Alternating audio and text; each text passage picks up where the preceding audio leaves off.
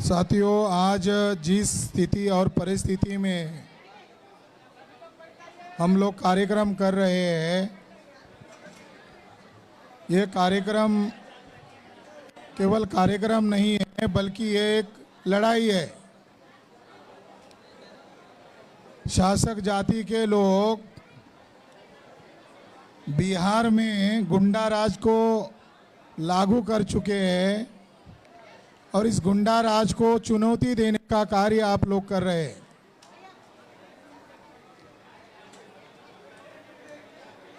बेगूसराय में हमारे कार्यकर्ताओं को घर के अंदर और कार्यालय में सवेरे 3:30 बजे डिटेन किया गया था और उस समय माननीय मेश्राम साहब ने नीतीश सरकार के खिलाफ, बिहार सरकार के खिलाफ बिहार बंद भी करवाया था। तो इससे पता चलता है कि बिहार की जो सरकार है वो आप लोगों से डर रही है, आप लोगों के जागृति से डर रही है। और जो हमारा निर्धारित कार्यक्रम था, जिस स्थान पर था, वो जगह हमको ऊपर से आदेश देकर रद्द करवाया गया। तो हमने परसों ही उस कार्यक्रम को यहाँ पर शिफ्ट किया गया, क्योंकि वो लोग हमारी बात को बोलने नहीं देना चाहते हैं। कार्यक्रम तो ढेर सारे हो रहे हैं, बिहार में हो रहे, ऑल इंडिया में हो रहे, मगर वो हमारी बात को रोकना चाहते हैं। और वो बात क्या है? वो बात है ईवीएम घोटाला। भारत में सबसे बड़ा अगर कोई घोटाला किया गया या घोटाला किया जा सकता है, वो ईवीएम घोटाला है। 2009 में सुब्रमण्यम स्वामी ने ये बात ऑन रिकॉर्ड सुप्रीम कोर्ट के ध्यान में लाई, नोटिस में लाई। और 8 अक्टूबर 2013 को सुप्रीम कोर्ट ने सुब्रमण्यम स्वामी के केस पर फैसला सुनाया कि ईवीएम मशीन से पारदर्शी चुनाव नहीं हो सकता। तो उसके धारा नंबर 26 में सुप्रीम कोर्ट के जज ने ये कहा कि ईवीएम मशीन से फ्री फेयर ट्रांसपेरेंट चुनाव नहीं हो सकता। वोट क्या है? तो वोट एक फंडामेंटल राइट है। सुप्रीम कोर्ट ने कहा वोट क्या है? आप किसी को वोट दे रहे हो, यानी क्या कर रहे हो? आप अपनी विचार की अभिव्यक्ति कर रहे हो। तो आपके विचार की अभिव्यक्ति की जो आजादी है, वो आजादी छीनने का काम ये ईवीएम मशीन कर रहा है। इसके खिलाफ सुप्रीम कोर्ट ने फैसला सुनाया। मगर जिस जज ने फैसला सुनाया, उस जज का नाम है जस्टिस सदाशिवम। वो भारत का पहला ऐसा जज है जिसने ईवीएम को लेकर बहुत बड़ा फैसला सुनाया। मगर उस फैसले में उन्होंने कहा कि ईवीएम मशीन के साथ साथ पर्ची निकलने वाली मशीन जोड़ी जानी चाहिए। 2013 में फैसला सुनाने वाला जज का मुंह बंद करने के लिए जजमेंट के बाद उस जज को केरला राज्य का गवर्नर चुना गया। यानी कितना बड़ा खेल खेला गया। 2014 में जो चुनाव हुए, आम चुनाव हुए, लोकसभा के चुनाव हुए, उसमें वीवीपीएटी लगाना चाहिए था, मगर वीवीपीएटी नहीं लगा। कितना लगाया? केवल आधे % से भी कम लगाया, 0.31 यानी 0.31% ही वीवीपीएटी लगाया। यानी 2014 का चुनाव ईवीएम घोटाले से किया। 2019 का जो चुनाव हुआ, वो चुनाव भी ईवीएम घोटाले से किया गया। और घोटाला कितना किया गया, तो 373 लोकसभा के सीट में से 220 लोकसभा के सीटों पर जो वोट डाला गया, जो पोल्ड वोट डाला गया, जितनी तादाद में डाला गया, उसका आंकड़ा चुनाव आयोग ने घोषित किया। यानी जब वोट डाला जाता है, कौन से लोकसभा पर कितना प्रतिशत वोट डाला गया, ये चुनाव आयोग ने घोषित किया। मगर जब वोट की गिनती की गई तो 220 ऐसी लोकसभा के सीट पे जितना वोट डाला गया था उससे ज्यादा वोट निकला। और 153 ऐसी लोकसभा की सीट थी, जितना वोट डाला गया उतना वोट उसके अंदर नहीं निकला, उससे कम निकल गया। तो 2019 का चुनाव 100% ईवीएम घोटाला करके जीता गया। मगर प्रचार क्या किया गया, मोदी लहर। प्रचार क्या किया गया, मोदी का करिश्मा। मोदी का जो सीट है वाराणसी सीट, नरेंद्र मोदी तो यूपी बिहार के नहीं है, वो तो गुजरात के। मगर ब्राह्मणों ने इतना कॉन्फिडेंस बढ़ गया कि नरेंद्र मोदी को वाराणसी से चुनाव के लिए खड़ा किया। और 2019 में स्वयं नरेंद्र मोदी के सीट पर 1,87,000 वोट ज्यादा निकला। कुल 11 लाख वोट थे, 12,87,000 वोट की गिनती की गई। तो ये अपने आप घोटाला है, ये इस बात का सबूत है। अभी 2023 में उत्तर प्रदेश में मेयर के चुनाव थे। वहां पर समाजवादी पार्टी की एक कैंडिडेट थी जिसका नाम है काजल निषाद। निषाद ये उत्तर प्रदेश बिहार में। तो समाजवादी पार्टी की उस महिला ने रोकर कहा, क्या कहा, ये बात नेशनल मीडिया ने नहीं दिखाया, सोशल मीडिया से जानकारी लीक हो गई। वो महिला रोकर कहने लगी कि मैं जिस सीट पर हारी हूं मुझे हारने का गम नहीं है, मगर जिस सीट पर वोट डाले गए वोट की संख्या 3.5 लाख है, मगर जिस कैंडिडेट को जितवाया गया या जीता हुआ घोषित किया गया वो भाजपा का कैंडिडेट है, मगर वोटर की संख्या 3.5 लाख थी। मगर ईवीएम मशीन ने गिनती करके बताया 5 लाख वोट निकले। यानी कैंडिडेट को वोट मिलना चाहिए था 3.5 तो 3.5 लाख, मगर गिनती में वोट कितना निकला, 5 लाख। तो ये खुल्लम खुल्ला ईवीएम घोटाला है। एक उदाहरण है, सहारनपुर में कारपोरेट का चुनाव चल रहा था 2017 का। तो वहां एक मुस्लिम महिला को मुस्लिम लोगों ने चंदा इकट्ठा करके चुनाव के लिए खड़ा किया। मीडिया वालों ने दिखाया कि समाज के द्वारा चुनी गई प्रतिनिधि है, लोग उसको समर्थन दे रहे थे। मगर जब रिजल्ट आया तो महिला हारी हुई घोषित की गई। जब उस महिला को पूछा, मोहतरमा अब आपको कैसा लग रहा है, तो उस महिला ने जवाब दिया, अरे दूसरों का छोड़ो, मेरा अपना खुद का वोट कहाँ गया, दूसरों का छोड़ दो, दूसरों ने मुझे वोट डाला या नहीं डाला इसकी मुझे चिंता नहीं है, मगर मेरा अपना खुद का वोट कहाँ गया। तो ये उदाहरण सिद्ध करते हैं कि केवल वोट डालने वाले लोगों के ही वोटों की चोरी नहीं होती, कैंडिडेट्स के भी वोटों की चोरी होती है। ये इतना बड़ा घोटाला है। चौथा उदाहरण है सोनू किन्नर। किन्नर लोगों को भी लगा कि मुझे भी चुनाव में खड़ा होना चाहिए, तो उत्तर प्रदेश में एक सोनू किन्नर चुनाव में खड़ा रहा, उसको हरा हुआ घोषित कर दिया गया। तो सोनू किन्नर के अंदर का जमीर जग गया, तो उसने चुनाव अधिकारी को कहा दोबारा गिनती करो। उसने कहा दोबारा गिनती करो, तो चुनाव अधिकारी मैनेज हो गया था।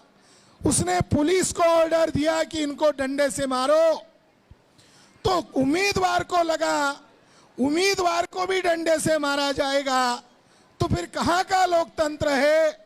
तो सोनू किन्नर ने अपने कपड़े उतार दिए और पुलिस के सामने नंगा हो गया। तो उसके जो साथी थे किन्नर यानी इजड़े लोग, उन्होंने भी अपने कपड़े उतार दिए और पुलिस के सामने नंगे हो गए। सोशल मीडिया में वो वीडियो रिलीज हो गया। पुलिस वालों को भी शर्म आने लगा कि नंगे हो गए हमारे सामने और हम इनको मार रहे, अगर दुनिया वाले देखेंगे तो क्या कहेंगे। तो पुलिस आगे भाग रही थी और किन्नर पीछे पीछे भाग रहे थे। फिर चुनाव अधिकारी को लगा शायद अब मेरी बारी है, तो उसने वो किन्नर आने के पहले ही घोषित कर दिया कि मैं दोबारा रिकाउंटिंग करता हूं। जब दोबारा रिकाउंटिंग किया गया तो जो हरा हुआ कैंडिडेट था सोनू किन्नर, उसको जीता हुआ घोषित कर दिया गया। मैं ये उदाहरण आपको इसीलिए दे रहा हूं कि ईवीएम घोटाला होता है मगर हमारे लोग बोलते नहीं हैं। अब बोलेंगे तो कौन जीतेगा, तो वो बोलना नहीं चाहते हैं। वो सवर्ण ब्राह्मणवादी पार्टियों के दलाल बने हुए, जैसे हमारे रामलगन मांझी जी ने यहाँ के एक मांझी नेता का उदाहरण दिया जो कभी ब्राह्मणों को गाली देता था, ब्राह्मणों के पैर छूकर उसको टिकट मिल गया। इसलिए साथियों, बिहार में जो ब्राह्मणवादी विचारधारा आपके ऊपर थोपी जा रही है, इसका जवाब है। और वो जवाब क्या है, तो माननीय वामन मेश्राम साहब ने 12 लाख से लेकर 15 लाख बूथों तक कमिटियां बनाने का जो ऐलान किया है, और वो ऐतिहासिक ऐलान चुनाव आयोग के मुख्यालय पर किया है। तो आप लोगों को गांव-गांव में ईवीएम फोड़ो बूथ कमिटियां बनानी होगी। ये संदेश आज के इस कार्यक्रम के माध्यम से हम आपको देना चाहते हैं कि बूथ फोड़ने के लिए कमिटियां बनानी होगी। और माननीय वामन मेश्राम साहब 3 दिन पहले फोड़ने का तरीका आप लोगों को बताएंगे। फोड़ना तय है। जो ईवीएम मशीन आपके बाल बच्चों को गुलाम बना रही है, भारत अब दुनिया का पहला गरीब देश बन गया है। ये बात लोगों को मालूम न हो जाए, इसलिए आरएसएस बीजेपी के लोग इसको अमृत काल कह रहे हैं। अमृत काल, भारत बन गया दुनिया में पहले नंबर का भिखारी और गरीब देश, मगर ये नारा क्या लगा रहे, अमृत काल है। बड़ा गजब का नारा है। भारत का अभ्युदय हो गया है, भारत खड्डे में चला गया है, मगर भारत का जो लोग नाम खराब कर रहे हैं, आपके बच्चों को रोजगार नहीं है, आपके बच्चे महाराष्ट्र में जाते हैं तो वहाँ के राजनीति खेलने वाले लोग भाषिक आधार पर पीटते हैं। यूपी बिहार के लोगों बच्चों को वहाँ के लोग प्रांतवाद के नाम पर पीटते हैं। उत्तर प्रदेश और बिहार ऐसा देश है जहाँ जमीन ज़्यादा है, पानी ज़्यादा है, मगर रोजगारों की कमी है। रोजगारों की कमी क्यों है? क्योंकि ये लोग जाति के आधार पर राजनीति कर रहे हैं। जैसे बिहार में यादव के नाम पर राजनीति हो रही है, या उत्तर भारत में मायावती या अखिलेश के नाम पर राजनीति हो रही है। आखिरकार ये राज्य के अंदर सत्ता हासिल करते हैं, मगर केंद्र में अगर कांग्रेस की सत्ता आ जाए तो कांग्रेस के खेमे में शामिल होते हैं, या बीजेपी की सत्ता आ जाए तो बीजेपी के खेमे में शामिल होते हैं। क्योंकि इनकी विचारधारा आखिरकार मनुवाद की ही विचारधारा है। उत्तर प्रदेश और बिहार ये मौर्यों की धरती है। उत्तर प्रदेश और बिहार का इतिहास उत्तर प्रदेश और बिहार का इतिहास नहीं है, देश का इतिहास है। मगर यहाँ फूले शाहू अंबेडकर की विचारधारा को फलने फूलने नहीं दिया जाता है। जैसे यहाँ साम्यवादी विचारधारा है, जैसे यहाँ समाजवादी विचारधारा है। अब उनको भी मालूम नहीं, उनके वर्कर्स लोगों को, कि साम्यवाद क्या है, समाजवाद क्या है। तो साम्यवाद और समाजवाद ये प्रच्छन्न ब्राह्मणवाद है। जयप्रकाश नारायण कौन थे? ब्राह्मण नहीं थे, कायस्थ थे, मगर उन्होंने इंदिरा गांधी को चुनौती दिया, बिहार के धरती से दिया। तो जयप्रकाश नारायण इतने हीरो हो गए कि आज बिहार में जेपी के नाम से बच्चों के नाम है जयप्रकाश। जयप्रकाश जयप्रकाश कायस्थ है, मगर जयप्रकाश क्यों हीरो हो गए? तो उन्होंने एक विचारधारा लाई, और वो विचारधारा समाजवाद की विचारधारा है। और समाजवाद क्या है? तो समाजवाद की व्याख्या स्वयं गांधी ने ऐसी की, क्योंकि जयप्रकाश गांधीवादी थे, लोहिया गांधीवादी थे। राउंड टेबल कॉन्फ्रेंस हारने के बाद गांधी जी ने समाजवादी पार्टी का निर्माण किया था 1934 में। आचार्य नरेंद्र देव, कृपलानी, लोहिया, जयप्रकाश नारायण, ये ओरिजिनल कांग्रेस के वर्कर थे। इनको अलग किया गया और समाजवादी पार्टी निर्माण किया गया। गांधी जी को पत्रकार ने पूछा समाजवाद का अर्थ क्या है, तो गांधी जी ने कहा वर्ण व्यवस्था का पालन करना ही समाजवाद है। तो ये जो समाजवादी विचारधारा है, ये वर्ण व्यवस्था का पालन करने वाली है। साम्यवाद, श्रीपाद अमृत डांगे कम्युनिस्ट ब्राह्मण है, 1940 में जेल गया। जेल में समय था, तो उसने किताब लिखी अंग्रेजी में। उस किताब का नाम है प्रिमिटिव कम्युनिज्म, यानी मार्क्स पूर्व साम्यवाद। साम्यवाद हम कहां से पढ़ते हैं? कार्ल मार्क्स पैदा हुआ, कार्ल मार्क्स ने दास कैपिटल ग्रंथ लिखा और उसने साम्यवाद की व्याख्या की। मगर डांगे क्या कहता है? हमने मार्क्स से साम्यवाद नहीं लिया, हमने वेद से साम्यवाद लिया। अब वेद क्या कहता है? ब्रह्मा के मुंह से ब्राह्मण पैदा हुआ, पैर से शूद्र पैदा हुआ। तो बिहार और उत्तर प्रदेश का सत्यानाश की वजह फुले शाहू अंबेडकर की विचारधारा को न स्वीकारने के कारण है। गांधीवाद, समाजवाद, आरएसएस का मनुवाद, ये उत्तर भारत को सत्यानाश करने की वजह है। अगर इसका जवाब देना है तो बहुजन मुक्ति पार्टी इसका विकल्प है। क्योंकि बहुजन मुक्ति पार्टी ऑल इंडिया में फुले शाहू अंबेडकर की विचारधारा को आधार बनाकर काम कर रही है। आप लोग बिहार में मनुवादी ताकतों को रोकने के लिए संगठित शक्ति से प्रयास करना होगा।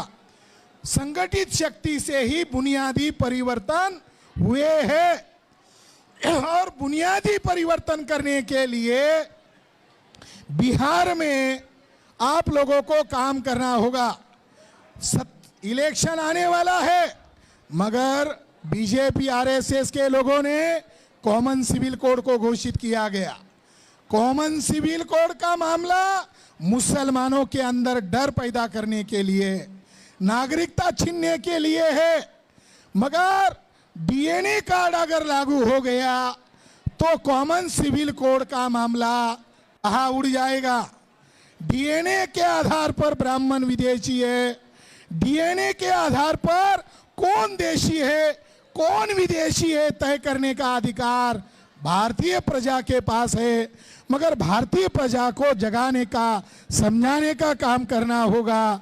और ईवीएम का बंदोबस्त करने के लिए माननीय मेश्राम साहब ने देशव्यापी आंदोलन का जो बिगुल बजाया है, उसका काम आपको बिहार के धरती में करना होगा। सभी जगह पर कैंडिडेट खड़े करने हैं, बूथ कमेटियां बनानी है, और बूथ कमेटियां बनाकर माननीय राष्ट्रीय अध्यक्ष वामन मेश्राम साहब जब हमको ऐलान करेंगे उस दिन हमको इसका बंदोबस्त करना है। लोगों के अंदर डर होता है ईवीएम फोड़ने से फलाना कानून लगेगा। साथियों, एक आदमी ने ईवीएम फोड़ा तो अलग अलग धाराएं लगेगी, मगर 12 से 15 लाख बूथ पर एक साथ ईवीएम फोड़ा जाएगा, चुनाव रद्द होगा। अगर एक साथ ईवीएम फोड़ी जाएगी तो चुनाव रद्द करना, घोषित करना होगा। अभी एक कुरैशी नामक एक पूर्व आयुक्त है इलेक्शन कमीशन के, जब हम लोग 2017 में पोस्ट कार्ड उनके नाम पर लिख रहे तब वो मीडिया के सामने आकर कह रहे थे साहब ईवीएम पारदर्शी है। अब कुरैशी साहब रिटायर्ड हो गए, अब कुरैशी साहब का बयान आया कि मैं पूर्व आयुक्त हूं इलेक्शन कमीशन का, ईवीएम मशीन में फ्रॉड संभव है। अब वो खुद कुरैशी साहब ये कह रहे हैं, क्या कह रहे हैं कि इसका जो कंपनी है, ईवीएम मशीन की जो कंपनियां है, इसके डायरेक्टर बीजेपी के लोग हैं। पूर्व कमिश्नर कह रहा है, पूर्व का आयुक्त कह रहा है कि ईवीएम मशीन जो कंपनियां बनाती है उसके डायरेक्टर है। अगर डायरेक्टर कंपनी के मालिक है यानी चुनाव आयोग के मालिक है तो मालिक के खिलाफ चुनाव का रिजल्ट आएगा। इसलिए साथियों हमें मैदान में तैयारी करनी होगी। आम लोगों को अंदर घुसना है, लोगों तक पहुंचना है, वार्ड में कमिटियां बनानी है, गांव-गांव में जाकर कमिटियां बनानी है। और बहुजन मुक्ति पार्टी ऑल इंडिया में और खास करके बिहार में भी सभी सीटों पर चुनाव लड़ेगी। सभी कार्यकर्ताओं को तैयारी में रहना है। इसी सूचना के साथ मैं मेरी बात को विराम देता हूं। जय मूल निवासी।